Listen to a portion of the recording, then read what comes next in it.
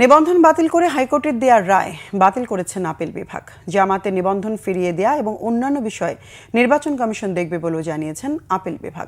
আদেশের পর জামাতের আইনজীবী বলেন, আগামী জাতীয় সংসদ নির্বাচন হবে উৎসব মুখর। আহমেদ সরওয়ারের রিপোর্ট। 2013 সালের 1 আগস্ট হাইকোর্ট জামায়াতের নিবন্ধন বাতিল ও অবৈধ ঘোষণা করে রায় দেয়। এই রায়ের বিরুদ্ধে আপিল করলে 2023 সালের নভেম্বরে আইনজীবীর অনুপস্থিতি দেখিয়ে আপিল খারিজ করে দেয় আপিল বিভাগ। পরে 2024-এর 1 সেপ্টেম্বর জামায়াতের আবেদনে নিবন্ধনের আপিল পুনরুজ্জীবিত করা হয়।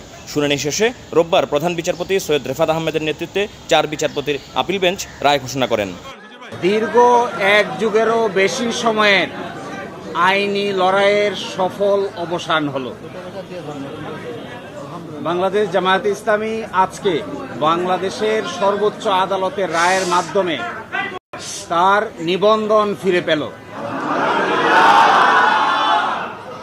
পলিটিক্যালি মোটিভেটেড পিআইএল বা রাজনৈতিক উদ্দেশ্যে দায়েরকৃত মামলার মাধ্যমে জামায়াতের নিবন্ধন কেড়ে নেওয়া হয়েছিল। আজকের এই রায়ের মাধ্যমে বহুদলীয় গণতান্ত্রিক এবং অংশগ্রহণমূলক সংসদ প্রাপ্তি নিশ্চিত হল। আইনজীবী জানান, সোমবারের মধ্যে রায়ের সংক্ষিপ্ত অনুলিপি হাতে পেয়ে নির্বাচন কমিশনে যাবে জামাত।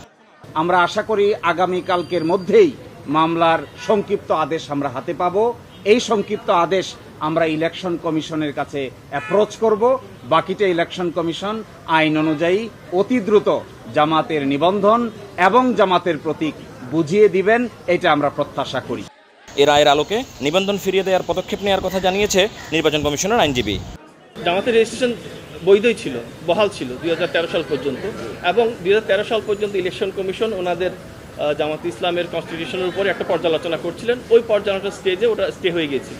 এখন ইলেকশন কমিশন পর ডিরেকশন দিয়েছে আপিল ডিভিশন ওই স্টেজ থেকে আবার শুরু করার জন্য। ওটার অর্ডারটা আসবে, ওরা একটা সামারি অর্ডার পাস করবেন, অর্ডারটা আমরা কমিউনিকেট করবো। অর্ডারটা দেখে ইলেকশন কমিশন তার পরবর্তী সিদ্ধান্ত নেবেন।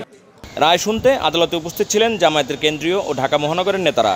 তবে রায়ের পর তাৎক্ষণিক কোনো প্রতিক্রিয়া জানাননি তারা। আহমেদ সরওয়ার, বাংলা ভিশন, ঢাকা।